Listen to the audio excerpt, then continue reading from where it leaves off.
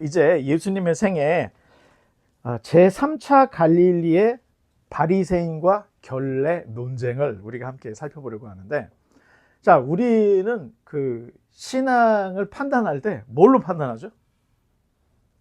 보통 뭐 누군가의 우리가 신앙을 나름대로 판단할 때 기준이 있을 거 아니에요. 뭘 하면 이 사람은 뭐, 또 교회도 나하고 좀 맞는 스타일로 예배를 드리면 이 교회는 좋은 교회. 그리고 나하고 좀 안 맞아. 그러면 이건 교회는 좀 나쁜 교회. 뭐 이렇게 각자 나름대로의 어떤 신앙을 판단하는 그런 그 조건 내지는 기준이 있을 텐데, 제가 볼 때는 우리 예배가 점점 기승전이 있고 또 우리의 마음을 열 수 있는 이런 예배로 계속 가고 있는 것 같아요. 그래서 너무 감사하고, 또 어떤 분들은요, 나이 드신 분들 이런 그 컨템포러리한 예배를 별로 안 좋아해요. 예배가 너무 가벼워. 파이프 오르간에다가 뭐 좀 이렇게 찬송가도 좀 부르고 그래야지. 이게 전통적인 분위기. 자, 신앙이라는 이름으로 우리들은 많은 것들을 붙잡고 있어요. 그런데 오늘 본문에 주님께서는 이런 질문을 예수님이 하시는데, 너희는 하나님의 말씀을 붙들고 있는가, 아니면 인간의 전통을 붙들고 있는가? 오늘 함께 나눌 내용이 이런 내용을 다루고 있습니다. 자, 오늘 마가복음 7장을 중심으로 이야기를 할 건데, 예수님과 바리새인들은 지금까지 우리가 예수님 생애 지금 살펴보면서 굉장히 논쟁을 많이 했죠. 안식일에 대한 논쟁도 하고 뭐 이런 얘기 여러 가지가 있었는데, 오늘은 결례, 이거 발음이 어렵네. 결례 논쟁을 대한 이야기를 하려고 하는데, 결례라는 게 깨끗하게 하는 절차예요. 깨끗하게 하는 절차, 이거를 결례라고 합니다. 자, 그러면 넘겨보면 마가복음 7장은 오늘 우리가 살펴보려고 하는 그 7장이 마가복음 전체에서 어디에 해당하나, 이게 마가복음은 좀 재밌습니다. 1장부터 8장 26절까지 주제는요, 예수님은 누구인가요? 그리고 나중 8장 27절부터 마지막 16장까지는 메시아의 길이 무엇인가? 자, 이거에 대한 이야기를 전해주고 있는데, 자, 아니요, 마가복음 7장이면 어디에 걸려 있는 거예요, 지금? 윗부분이에요, 아랫부분이에요? 그렇죠. 자, 윗부분에 예수님은 누구신가 라고 하는 요 주제에 8장 26절이 끝나. 근데 오늘 우리가 살펴볼 게 7장이야. 자, 갈릴리 사역의 마지막 국면을 우리에게 보여주고 있는 거예요. 자, 오병이어 기적이 어쩌면 이 예수님의 갈릴리 사역에 굉장히 큰 분기점이 되는데, 자, 예수님께서 오병이어 기적을 일으켰어요. 그랬더니 사람들이 쫓아와. 그때 예수님께서 지난 시간에 무슨 얘기했죠? 나는 크게 얘기해. 나는 생명의 떡이니. 예수님이 이런 얘기를 했어요. 자, 이런 선언은 요한복음이 가지고 있는 7개의 선언 중에 첫 번째입니다. 예수님이 자기를 나는 생명의 떡이다. 그리고 예수님이 나는 양의 문이다. 나는 선한 목자다. 포도나무다. 뭐 이런 얘기를 많이 하셨는데, 그 7개 중에 첫 번째가 나는 생명의 떡이니. 자, 그런데 이게 군중들이 들을 때는 어려웠어요, 쉬웠어요? 되게 어려웠던 거예요. 아니, 예수가 어제 하늘에서 와. 요셉의 아들 아니야? 사람들 입장에서는. 그리고 어떻게 자기가 자기 살과 피를 우리에게 먹이겠냐? 뭐 이런 얘기 하면서 엄청난 충돌이 일어나요. 결국엔 어떻게 됐죠? 다 떠났습니다. 자, 오병이어 기적 일으킬 때 대략 몇 명이에요? 그렇죠. 2만으로 추정하는 이유가 남자만 5천이라고 했어. 부인 애들까지 추정을 하면 아마 한 2만 명의 사람들이 모였을 거라고 생각하는데, 여러분 2만 명이면 우리가 생각할 때 좀 모였네? 이 정도가 아니에요. 오늘날 2만 명이면 BTS만 오면 이건 아무것도 아니야. 2만 명은. 그렇죠? 그때 당시에 2만 명이 각지에서 다 모여서 왔다고 하는 거는 이거 엄청난 큰, 자, 왕이 보면 어떨까요? 왕이 볼 땐 이거 반란하냐? 이렇게 할 정도로 아주 큰 집회였던 거예요. 자, 그런데 2만 명을 다 돌려보내 예수님이. 너희들이 지금 나에게 온 것은 떡을 먹고 배부르기 때문에 왔다. 뭐 예수님이 이렇게 해갖고 사람들 다 쫓아. 자, 결국에는 남은 자가 몇 명이에요? 그래요. 12제자가 남았어요. 그 중에 한 명은 배신자가 있었습니다. 자, 이제 이런 걸 토대로 해서 이제 우리가 오늘 본문을 한번 보려고 하는데, 넘겨보면 읽어보겠습니다. 바리새인들과 또 서기관 중 몇이 예루살렘에 와서 예수께 모여들었다가 그의 제자 중 몇 사람이 부정한 손 곧 씻지 아니한 손으로 떡 먹는 것을 보았더라. 씻지 않는 손으로 음식을 먹는 건 제가 잘하는 일입니다. 그래서 제가 안 씻은 손으로 막 먹으면 가족들이 하면서 이제 경악을 금치 못하는데, 그렇다고 해서 이게 법적인 문제가 되겠습니까? 아버지 벌점 50점 이러진 않죠. 그런데 예수님 당시에는 손을 안 씻고 음식을 먹은 게 법적인 문제거리가 됐던 거예요. 그때 당시에는. 자, 물론 율법에 그런 조항이 있을까요, 없을까요? 율법에 손을 안 씻고 음식을 먹으면 부정하다, 이런 내용이 있었어요, 없었어요? 율법에서는요, 정한 음식과 부정한 음식, 물고기 중에 비늘이 없는 놈, 이거 먹지 말라. 그리고 새들 중에서 잡아먹는 놈, 이거 먹지 마라. 또 되새김질을 못해, 쪽발이 아니야. 이렇게 해서 정한 음식과 부정한 음식을 구분을 해주는데, 손을 안 씻고 밥을 먹는 것은 죄다, 이런 규정은 없습니다, 율법에. 자, 예수님 당시에는 그런데 손을 안 씻고 음식을 먹었다가는 처벌을 당하는 일들이 종종 있었던 거예요. 자, 넘겨보면 또 읽어보겠습니다. 바리새인들과 모든 유대인들은 장로들의 전통을 지켜 손을 잘 씻지 않고서는 음식을 먹지 아니하며, 또 시장에서 돌아와서도 물을 뿌리지 않고서는 먹지 아니하며, 그 외에도 여러 가지를 지켜 오는 것이 있으니 잔과 주발과 녹그릇을 씻음이러라. 자, 오늘 본문에는 특별한 또 뭐가 있죠? 아니, 가로가 있죠. 가로. 3절과 4절에는 이렇게 괄호 표시가 되어 있어요. 괄호 표시가 왜 되어 있다고 그랬죠? 아니요. 그래서 계속 얘기하는 거예요, 제가. 중요 사본에는 없어. 후대에 기록된 복사된 사본에는 이 내용이 있는데, 원전으로 가까이 가면 갈수록 이게 없는 거예요. 원전이 뭐예요? 원본을 얘기합니다. 그런데 성경에 원본이 남아 있습니까, 없습니까? 없지요. 왜? 파피루스에 적으면 다 산화돼서 몇 년만 가면 다 부스러지게 돼 있어요. 자, 그래서 그때 당시에 굉장히 비쌌던 그 재료가 양피지, 양 가죽이죠.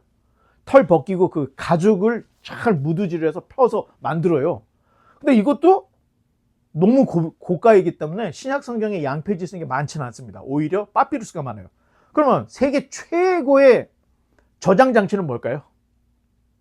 세계 최고의 저장 장치, 지금까지 역사를 통틀어서 가장 강력한 기록 장치가 있어요. 뭐죠? 돌판에 새기는 거예요. 돌판에. 비석처럼 돌판에 새겨 놓으면 이거는 영원히 변하지 않아. 자, 우리가 알고 있는 뭐 하드디스크이고 10년, 20년 가면 이거 고장 나갖고 못 쓸 일들이 종종 있다는 거예요. 그러니까 그에 비하면은 돌의 기록을 남기는 게 굉장히 오래 남는 건데, 자, 뭐 다른 얘기를 좀 해서 미안하긴 하지만 중요한 것은 사라지기 때문에 복사를 했다는 거예요, 성경을.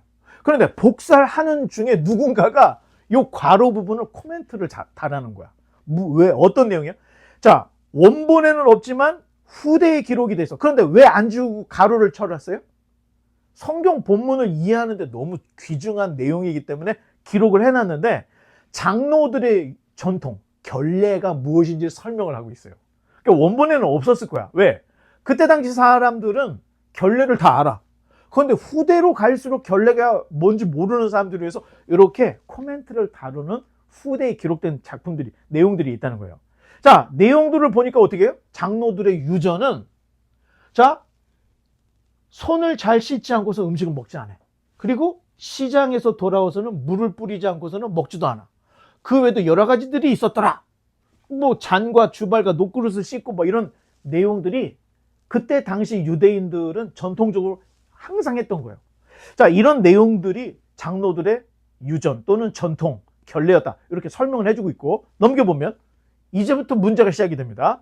이에 바리새인들과 서기관들이 예수께 묻되 어찌하여 당신의 제자들은 장로들의 전통을 준행하지 아니하고 부정한 손으로 떡을 먹나이까? 자, 제자들이 한번 혼날 뻔한 적이 있어서 밀밭 사이를 가다가 미리삭을 탁 들어갖고 착 해갖고 훅 불고 그걸 먹었잖아. 그랬더니 안식일에 하지 말을 일을 했다. 바리새인들한테 딱 걸린 거예요. 자, 오늘은 어떻게 됐어요? 손을 씻지 않고 떡을 먹다가 떡 걸려버린 거야. 떡을 먹다가 떡 걸려버렸어. 자, 물론 안 씻은 손으로 먹다가 잡혔다고 해서 감옥에 가지는 않습니다. 하지만 제대로 걸리면요, 격리 조치가 돼요. 너 일주일 동안 이 방에서 나오지 마.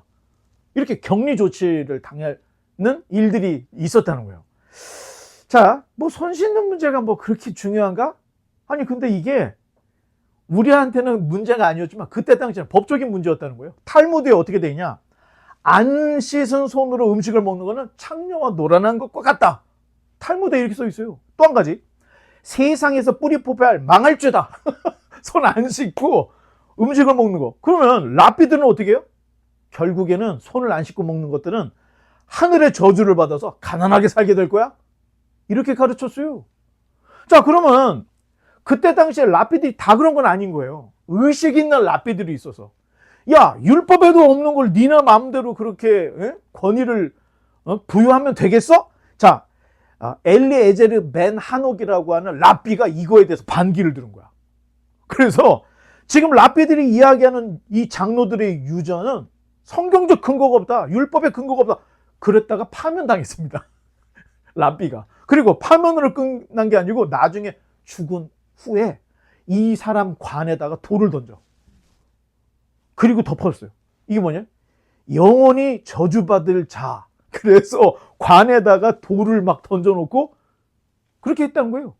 자, 사실 사막같이 먼지가 많은 곳에는 손을 씻는 게 당연히 중요합니다. 그렇죠? 자, 만약에 손을 씻지 않고 위생을 철저히 하지 않을 경우에는 40년의 광야 생활에서 어쩌면 유대인들은 광야에서 전염병으로 다 죽을 수 있었습니다. 율법은요, 굉장히 강력한 복음 복지가 들어가려 있어. 그래서 뭐 정한 음식, 부정한 음식, 그리고 몸에 갑자기 뭐가 두드리게 났어. 그러면 이 두드러기를 그냥 두지 않고 제사장이 확인해. 그래서 어쩌면 문둥병일 가능성이 있거나 전염병이다. 그러면 격리 조치.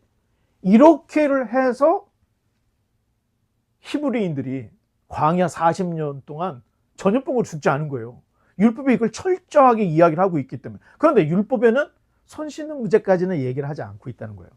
자, 그러면 여러분, 씻고 청결하게 하지 않았을 때 어떤 일이 생길까요? 자, 기현아, 씻는 것이 얼마나 중요하지? 이거 말고 씻는 문제가 얼마나 중요해? 이게 최근에요, 지금 인류가 개발한 최고의 그 물건 중에 하나가 뭔지 아세요? 인류가 개발한 최고의 유산이 하나 있어요. 칫솔입니다. 이 칫솔 때문에 인간의 수명이 엄청나게 늘은 거예요. 그리고 옛날에는요, 아파서 병원 가거나 애 낳다 병원 갔다가 죽는 사람이 흔하게 있었어요. 병원 가서 2차 감염으로. 그래서 의사들이 뭔가를 발견한 거야. 왜 아무 짓도 안 했는데 이 사람이 죽지? 그래서 연구를 했더니 이거 우리가 청결하지 않았기 때문에 그렇구나. 바닥에 그 전 사람이 수술했던 핏자국 그대로 다 있고 막 옷에도 묻어 있는 것 같고, 그 다음 사람 막 치료하고 그러니까 2차 감염이 일어나더라는 거예요. 그래서 이 의사들은 요새 딴딴딴딴 할 때, 수술할 때 어떻게 해? 장갑 끼고 거기다 막 세척하고 막 이렇게 하고 들어가잖아, 수술실에. 그래서 2차 감염을 엄청나게 막았다는 거예요. 그러니까 청결이라는 것은 인생이나 어떤 삶의 질을 높이고 수명을 늘리는데 굉장히 중요한 역할을 했던 거예요. 중요해. 그런데 오늘 문제는 위생 문제로 끝나는 게 아닌 거예요. 자, 모세의 율법에 준하는 권위를 손 씻는 거에다가 유대 종교 지도자들, 특히 장로들이 부여한 거예요. 권위를 부여했다는 거예요. 권위를. 자, 넘겨보면 읽어보겠습니다. 이르시되 이사야가 너희 외식하는 자에 대하여 잘 예언하였도다. 기록하였으되 이 백성이 입술로는 나를 공경하되 마음은 내게서 멀도다. 사람의 계명으로 교훈을 삼아 가르치니 나를 헛되이 경배하는도다 하였느니라. 내가 하나님의 계명은 버리고 사람의 전통을 지키느니라. 자, 표면적인 문제는 안 씻는 손으로 음식 먹는 문제를 이거 지키지 않으면 처벌을 받는다. 장로들의 유전이 있던 거예요. 그런데 이 문제의 본질적인 문제는 누가 여기에 권위를 부여했느냐. 율법은 누가 권위가 있는 거죠? 율법에는 하나님이 모세를 통해서 기록을 할 때 하나님의 법으로 정했던 거예요. 그래서 안식일법은 어떻게 돼요? 안식일을 지키지 않는 자는 돌로 쳐 죽이라고 돼 있어요. 그러니까 이건 굉장한 권위가 있는 거야. 그런데 손 안 씻는 손으로 음식 먹는 이런 법들은 나중에 종교 지도자들이 부여한 권위라는 거예요. 자, 오늘 본문 1절에 한 번 더 넘겨볼까요? 자, 한번 읽어보겠습니다. 바리새인들과 또 서기관 중 몇이 예루살렘에 와서, 자, 지금 예수님과 논쟁을 벌이고 있는 바리새인 서기관도 어디서 왔대요, 지금? 예루살렘에서 왔던 거예요. 자, 그렇다면 유대 종교 최고 종교회의에서 예수 운동, 2만 명이 모였으니 이게 보통 일이 아닌 거예요, 지금. 갈릴리에서 막 큰 예수 운동이 벌어지고 있더라. 자, 이거 지금 예루살렘에 있는 종교 지도자들 입장에서도 이거 관리를 해야 될 문제가 돼버린 거예요. 만약에 진짜 선지자나 엄청난 위대한 라피가 일어났다고 하면 우리들도 가서 존경해야지. 그런데 이게 만약에 잘못된 길이다 생각하면 조치를 취해야 되지. 자, 그런 입장에서 유대 최고 종교 지도 회의에서 예수 운동에 대한 조사차 바리새인과 서기관을 보냈다는 거예요. 자, 이 사람들은 그냥 바리새인하고 서기관이 아니에요. 예수 운동을 조사하기 위해서 조사관들을 예루살렘에서 파견했던 이런 사람이라는 거예요. 자, 그러면 이런 조사관들이 예수님을 조사할 때 좋은 점을 많이 볼까요? 나쁜 점을 많이 볼까요? 그렇죠. 나쁜 점을 찾아가지고 야야야 이 예수 운동 별거 아니야. 이렇게 폄하하고 싶은 거예요. 그런데 이렇게 보니까 폄하할 게 없어. 자, 그런데 묘하게 제자들이 씻지 않는 손으로 갔다 와서 아유 이거 맛있는 떡이나 하고 떡을 집어 먹어. 여기서 조사관들이 잘 됐다. 걸렸다. 자, 떡은 지금 예수님 먹은 거예요? 제자들이 먹은 거예요? 제자들이 먹어서. 그런데 따지기를 누구에게 따져요? 예수님에게 따지고 있다는 거예요. 자, 밀 이삭을 주워 먹은 것은 누구였어요? 제자들. 그런데 이 논쟁에 누가 끼어들었어요? 예수님이 끼어든 것처럼 제자들의 실수를 예수님에게 화를 겨냥해서 막 지금 탈탈 털려고 지금 준비를 하고 있는 거예요. 자, 주님께서는 논쟁의 초점을 간파하셔서 얘들이 지금 왜 지금 떡 먹는 거 가지고 시비를 거는지 알고 계셔서 그래서 이 초점을 바꾸려고 문제는 안 씻은 손이 아니라 마음의 문제고 위생의 문제가 아니라 권위의 문제라는 것으로 예수님이 이야기를 하시는데 뒤로 한 칸 가볼까요? 자, 이 내용이 이사야 29장의 내용을 인용한 거예요. 너희는 하나님의 계명을 버리고 사람의 전통을 지킨다. 지금 예수님이 이사야의 말씀을 가지고 예수님이 이 지금 바리새인들, 서기관들을 지금 비판을 하고 계시는데, 자, 쟁점은, 자, 외식이 뭐라 그랬죠, 전에? 외식하는 기도, 외식하는 자. 외식이 뭐라 그랬어요, 그때? 연기라 그랬죠, 연기. 연기자. 연기자의 뜻이 있다는 거 같은데, 또 한편으로는 문제는 거리의 문제라는 거예요, 거리의 문제. 자, 무슨 거리? 입술과 마음의 거리. 그리고 형식과 실제 사이의 거리. 자, 과연 우리로 이야기를 해보면 우리는 예배를 드리고 있어. 그런데 우리 드리는 이 예배와 아이고야 내 마음의 거리가 어떻게 되어 있느냐. 이게 문제라는 거예요. 참된 예배일수록 예배 드리는 이 예배와 내 마음이 멀까요? 가까울까요? 가까운 거예요. 이게 굉장히 중요한 게 이 거리 조정을 잘못하면 말과 마음이 멀어. 이게 외식이라는 거예요. 또 형식과 실제가 거리가 멀어. 이게 다 외식이라는 거예요. 진정한 마음의 예배, 진정한 참된 예배라는 것은 내 드리는 예배와 내 마음이 너무너무 가까워. 그래서 예배 고백이 나의 고백이어야 되는데 입에 붙어가고 전능가서 천지를 만드신 이렇게 주문 외우듯이 외워버리는 것은 참된 예배가 아니라는 거예요. 참된 고백이 아니라는 거예요. 예수님이 굉장히 어렵게 지금 문제를 풀어나가고 있는 거예요. 자, 정말 중요한 가르침이 있는데 여러분 좀 기록 좀 해놔. 이거는 진짜 너무 중요한 이야기이기 때문에 여러분 기록을 해야 되는데 사람은 말씀을 버리면 다른 것을 붙잡게 돼 있다는 거예요. 교회 안에서 성경 말씀, 하나님의 말씀에서 조금 멀어지잖아요? 그리고 이 말씀을 손에서 놓치잖아요? 그러면 다른 걸 붙잡게 된다는 거예요, 사람들은. 자, 전통은 처음에는 말씀을 돕는 것 같아요. 예배라는 형식과 이런 전통을 통해서 말씀을 돕는 것 같아요. 그런데 나중에는 말씀을 대신해버리고 있어요. 이게 굉장히 중요해요, 전통이라는 게. 또 형식이라는 건 처음에 도구였지만 결국에는 주인이 돼 있다는 거예요. 이게 무슨 말이냐? 유대교가 딱 그렇게 변질되어 있더라는 거예요. 하나님의 말씀을 놓치고 다른 걸 장로들의 유전, 장로들의 결례를 붙잡고 있게 되고 전통이라는 것이 말씀을 대신해.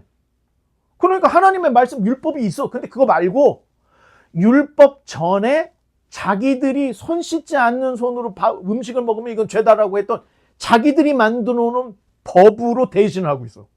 형식이 주인이 되어 있어. 그러니까 하나님은 안 보이고 누가 보여? 사제들만 보이게 되더라는 거예요. 이게 굉장히 중요해요.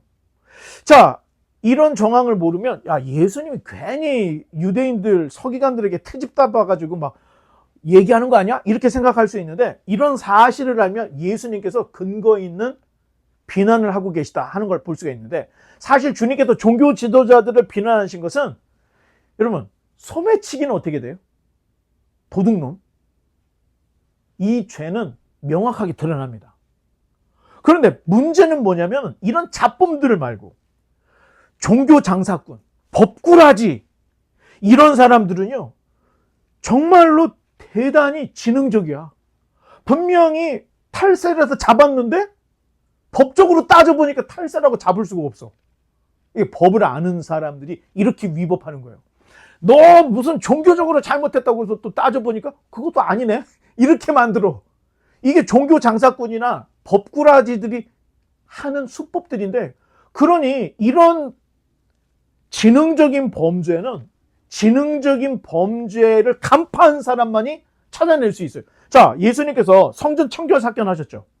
첫 번째 유월절에 성전에 갔더니 비둘기 파는 자, 환전상 막 이거 다 때려 부시면서 막 채찍 만들어 다 쫓아면서 내 집을 도둑의 구려를 만들지 마라. 시장터를 만들지 마라. 예수님께서 이렇게 얘기를 하셨는데 그때 우리가 살펴본 게 당시에 공공연한 부패가 성전에서 벌어지고 있었다는 거예요. 자, 너무나도 명확하니까 그냥 집어 던져도 종교 지도자들이 저거 잡아! 하지 못하고 그냥 뒷짐지고 가만히 있었을 밖에 없던 이유가 자기들이 잘못했던 걸 너무 전국을 찔러버리니까 예수님에게 손을 대지 못했던 일이 있었던 거예요. 그런데 여기서 끝이 아닙니다. 성전에서의 비리는요, 공공연한 부패 정상이었고, 이 실상이었고, 자, 백성들 각 가정, 백성들 한 사람 한 사람에게 부정과 오류들을 심어놨어. 이걸 찾아내야 돼. 자, 넘겨보면 한 번 더. 자, 읽어보겠습니다. 또 이르시되 너희가 너희 전통을 지키려고 하나님의 계명을 잘 버리는도다. 모세는 내 부모를 공경하라 하고 또 아버지나 어머니를 모욕하는 자는 죽임을 당하리라 하였거늘 너희는 이르되 사람이 아버지에게나 어머니에게나 말하기를 내가 드려 유익할 것이 고르반 곧 하나님께 드림이 되었다고 하기만 하면 그만이라 하고 자기 아버지나 어머니에게 다시 아무것도 하여 드리기를 허락하지 아니하여 너희가 전한 전통으로 하나님의 말씀을 폐하며 또 이 같은 일을 많이 행하느니라 하시고. 자, 제5계명이 뭘까요? 네 부모를 공경하라요. 자, 그런데 이렇게 한번 예를 들어서 설명을 해주면 금방 알 텐데 부모님이 나이가 들었어. 이제 이빨도 빠지시고 부모님이 나이가 들어가고 허리도 꼬부러지고 머리도 허옇게 돼서 이제 더 이상 일할 수가 없는 상태가 되신 거예요. 노년에 접어들었어. 그런데 자녀들이 부모님을 공경하고 봉양하고 해야 되는데 중간에서 사제가 뭐라고 얘기하냐면 고르반. 자, 하나님께 드려 유익하게 됐어? 그러면 하나님께 드려. 그렇게 되면 더 이상 부모 공양 안 해도 돼. 사제들이 이런 얘기를 했다는 거예요. 자, 이런 짓을 당시 종교 지도자들이 가르침이네 하고 교훈이네 하고 이런 가르침과 유도를 했다는 거예요. 자, 신앙의 언어로 제5계명을 불순종하게 하는 합리화를 시켜버린 거예요. 고르반이라는 말이. 자, 주님께서 이것이야말로 하나님의 말씀을 자신들의 전통으로 폐기한 사례다. 너희가 만든 법으로 어찌 하나님의 법을 폐기하느냐? 이거 예수님이 이거 당시에 각 가정, 유대 가정에 있었던 하나님의 법을 폐기하는, 전통으로 폐기하는 법을 예수님이 그냥. 자, 오늘 우리의 고르반도 있습니다. 나는 사역자니까, 또는 나는 헌금을 많이 하니까, 나는 교회 봉사 많이 하니까. 자, 그런 사람에게 하나님께서 뭘 물어보시냐면 네 마음이 어디 있느냐는 거예요. 봉사도 열심히 해, 예배도 안 봐줘, 찬양도 열심히 해, 사역도 해, 모두 해, 다 하는데 그 마음이 도대체 어디에 있느냐고 하나님이 딱 물어보시면 대답을 할 수가 없어지는. 자, 그런 식의 이야기를 고르반을 통해서 예수님이 말씀하시는데, 자, 결례 문제는요 단순히 논쟁이 아닌 거예요. 당시 유대교 체계에 대한 엄청난 충돌이었던 거예요. 자, 자기들은 고르반 하면은 제5계명 부모를 공경하라고 하는 요게 패스된다. 이런 이야기를 하고 있었던 유대 종교 지도자들 또는 성전, 유대교에 만연되어 있던 이런 오류들을 예수님이 그냥 바로 그냥 공격을 하신 거예요. 그러니 유대 종교 지도자들 입장에서는 예수님은 어떻게 될까요? 자기네 체제에 대해 반기를 들고 자기 체제에 대해 엄청난 충돌을 가하니까 예수를 반드시 죽일 자로 생각을 했다는 거예요. 자, 또 넘겨보면 읽어보겠습니다. 무리를 다시 불러 이르시되 너희는 다 내 말을 듣고 깨달으라. 무엇이든지 밖에서 사람에게로 들어가는 것은 능히 사람을 더럽게 하지 못하되 사람 안에서 나오는 것이 사람을 더럽게 하는 것이니라 하시고 무리를 떠나 집으로 들어가시니 제자들이 그 비유를 묻자온데 예수께서 이르시되 너희도 이렇게 깨달음이 없느냐? 무엇이든지 밖에서 들어가는 것이 능히 사람을 더럽게 하지 못함을 알지 못하느냐? 이는 마음으로 들어가지 아니하고 배로 들어가 뒤로 나감이라. 이러므로 모든 음식물을 깨끗하다 하시니라. 자, 주님께서 무리들을 다시 불러. 그리고 뭘 얘기하시냐면은, 자, 두 가지 얘기하죠. 밖에서 들어가는 것이 사람을 더럽게 하지 못한다는 거예요. 또 한 가지, 그러므로 모든 음식은 깨끗하다. 이거 지금 모든 음식은 깨끗하다, 모든 식물은 깨끗하다, 이 두 가지를 이 얘기를 하셨는데, 이 말씀은 단순히 음식 자유선언이 아닙니다. 이것은 정결체계의 종말을 선언하는 거예요. 정결체계, 결례의 종말 선언인 거예요. 이걸 좀 더 확대해 보면요, 성전 중심의 정결 질서에 대한 종말을 예수님이 예고하시고 선언하신 거다, 이렇게 볼 수가 있는데, 사실 율법에 나와 있는 정결 체계를 정면으로 충돌하는 이야기를 하신 거예요, 예수님께서. 이 정도면은 어찌 보면은 굉장한 혁명을 예수님이 일으키고 있는 거예요. 자, 또 한번 넘겨볼까요? 또 이르시되 사람에게서 나오는 그것이 사람을 더럽게 하느니라. 속에서 곧 마음에서 나오는 것은 악한 생각, 곧 음란과 도둑질과 살인과 간음과 탐욕과 악독과 속임과 음탕과 질투와 비방과 교만과 우매함이니 이 모든 악한 것이 다 속에서 나와서 사람을 더럽게 하느니라. 자, 주님께서 이제 악의 목록을 쫙, 음란, 도덕, 살인, 간음 탐욕 뭐 쫙 얘기를 하는데 이 모든 것들이 음식을 먹어서 나온다는 거예요. 지금 예수님의 말씀은 이게 다 사람 안에서 나오는 거라는 거예요. 자, 그러면 아까 예수님께서 모든 식물은 깨끗하다고 할 때 먹은 음식이 어디로 나와? 뒤로 나오는데 배설물로 나온다는 거예요. 분명히 구분하는 음식은 먹어서 뒤로 나와. 그런데 예수님이 지금 말씀하신 음란, 도적, 살인, 간음, 악고, 시기, 교만 이 모든 것들은 어디서 나오는 거예요? 사람에게서 나온다는 거예요. 이게 사람에게서 나온다는 거야. 부정이라는 것은 부패한 사람의 마음에서 나온다는 겁니다. 그러니 남 탓, 제도 탓, 구조 탓 사실 환경이 잘못된 것이 아니라 문제의 근원이 뭐예요? 부패한 우리의 마음이 문제다. 예수님이 이런 얘기를 하는 거예요. 그러니까 괜히 음식 가지고 이 왈가불가 하지 말라는 거예요. 그게 문제가 아니라는 거예요. 부패한 사람의 양심, 마음의 문제지 음식의 문제가 아니다. 자, 예를 들어 어떤 차가 막 운전을 하는데 칼치기라고 아세요, 여러분? 운전을 해본 사람은 아실 텐데 운전을 하고 있는데 옆에서 칼치기가 확 들어와. 이거 칼치기라고 그러죠. 칼로 베듯이 그냥 다 들어왔다. 그런데 또 막 갑자기 옆으로 빠져갖고 막 가고 막 왱왱 하면서 미친 듯이 달려. 이게 차가 잘못된 건가요? 아니면 운전자가 잘못된 건가요? 운전자의 잘못이라는 거예요. 심지어 요즘 차들은요, 너무 과속을 하면 어떻게 해요? 삐삐삐삐삐 경고해요. 앞차와 거리를 유지하십시오. 삑삑 핸들 막 드르르 흔들리면서 지금 운전 잘못됐다고 계속 경고를 줘. 그리고 졸면 어떻게 해요? 뺨때기는 안 때리지만 깨워요. 이 차가 운전대 잡으라고 막 깨우기도 하고 막 이래요. 그러니까 자, 미친 듯이 이 난폭 운전은 차의 문제가 아니라 운전을 하는 사람의 부패한 마음의 문제라는 겁니다. 자, 부패한 인간은 제도도 왜곡해버리고 못된 짓을 해. 자, 죄악은 환경이나 구조의 문제가 아니라 마음에서 시작된다는 거예요. 그러니 여러분, 공산주의의 시작이 뭐였죠? 전 인민이 동등하게, 평등하게, 잘 먹고 잘 살자. 이게 공산주의의 시작이었던 거예요. 근데 어떻게 됐어요? 당원들만 배불렀죠. 그리고 모든 인민들은 다 노예가 돼버렸잖아요. 그게 실패해버렸잖아요. 자, 민주주의? 여러분, 지금 사실 우리가 법치주의, 민주주의라고 하는데 법치주의, 민주주의가 제대로 가고 있습니까?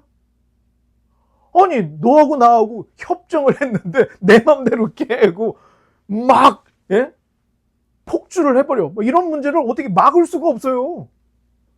갑자기 뭐 국회를 해산을 시켜버리고 막 군대를 갖고 밀어붙여도 이 문제에 대해서 민주, 뭐 헌법 이거 다 무시하고 해도 어떻게 방법이 없는 거예요. 지금 보니까 민주주의라고 해서 깨끗한 게 아니라는 거야. 그러니까 환경과 구조가 문제가 아니라는 거예요. 제일 중요한 것은 사람의 부패한 마음에서 이런 모든 것들이 다 나온다. 그러니 로마서 3장에 뭐라고 써 있어요? 모든 사람은 의인은 없나니 하나도 없다. 로마서 3장에 사도 바울이 이렇게 쓰고 있습니다. 자, 악은 외부에서 주입되는 게 아닙니다. 음식을 잘못 먹어서 갑자기 악한 사람이 되는 게 아니라는 거예요. 부패한 마음에서 이런 것들이 흘러나와. 그러니 원죄를 부인할 수가 없다는 겁니다. 나도 몰라. 솔직히 뭐 이렇게 따져보면 나도 난폭운전 할 때가 있었어. 가끔 또 화가 나면 막 찡! 이게 하고 나서는 후회가 되는 거야. 내가 미쳤지. 또 막 누구한테 화를 버럭버럭 내.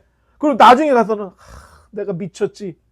자, 여러분, 이게 부패한 원죄를 가지고 있기 때문에 죄의 다리가 빨라지는 거예요. 그래서 가인과 아벨이 있어서 누가 누구를 쳐 죽였죠?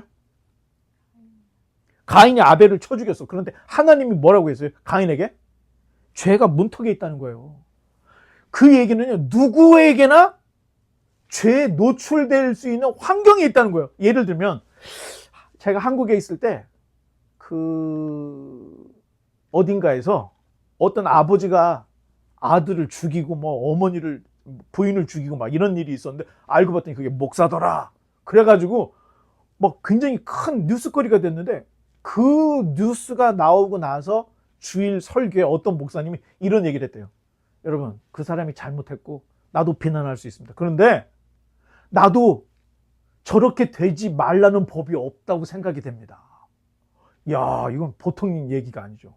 누구나, 아니 목사라고 해서 항상 거룩할 것이라고, 이건 여러분의 잘못된 믿음이라는 거예요. 나도 사람이야. 여러분도 사람이야. 우리가 볼 때는요, 너무 착해서 화 한 번 안 낼 것 같지만 나름대로 화냅니다. 자, 그렇기 때문에 우리는 항상 이 새로운 변화, 새로운 회개, 자, 성경에서 뭐라고 하냐면 이거를 새 창조라고 얘기합니다. 복음은 외적인 개혁이 아니라 내적인 새 창조를 요구한다는 거예요. 예수 그리스도의 복음은 여러분의 겉모습, 여러분들이 옷을 좀 거룩하게 입어, 좀 넥타이도 좀 매고, 이걸 요구하는 게 아니라는 거예요. 복음이라는 것은. 복음이 우리에게 요구하는 것은 내적인 새 창조를 요구하고 있다는 거예요. 그러니 두 개의 어떤 갈림길, 선택에서 의로운 선택, 거룩한 선택, 선한 선택, 이게 바로 복음의 힘이라는 거예요. 자, 이제 마무리를 하겠습니다. 하나님의 말씀은 전통 위에 있다. 전통 위에 말씀이 있는 거예요. 자, 전통은 말씀을 보조할 수 있으나 대체하지 말아야 된다는 거예요. 그리고 교회는 언제나 이 전통과 말씀의 긴장 속에 존재한다는 거예요. 전통이 없으면 어떻게 돼요? 교회는요, 다 박살이 나버립니다. 전통이 있어야 돼. 하나님의 말씀도 있어야 돼. 그런데 이 전통이 말씀 위로 올라가지 않도록 늘 긴장 속에 있어야 된다는 거예요. 자, 이제 결론 맺겠습니다. 복음은 외적 개혁이 아니라 내면의 새 창조를 요구하는데, 이 새 창조는 십자가에서 출발한다는 겁니다. 그러니 내 힘으로 되는 게 아니에요. 예수 그리스도를 믿고 십자가가 내 안에 들어가면 나를 누르고 죄를 누르고 무엇인가를 선택할 때 선한 길을 선택할 수 있도록 우리를 이끌어 주시는 진리, 그게 십자가로부터 새로운 창조가 시작이 된다. 자, 우리 모두가 지금 그 사순절 기간을 지나가고 있는데, 자기 십자가를 짊어지고 복음으로 인한 새 창조 안으로 들어가서 우리 모두가 새롭게 되기를 주님의 이름으로 간절히 축원합니다. 기도하겠습니다.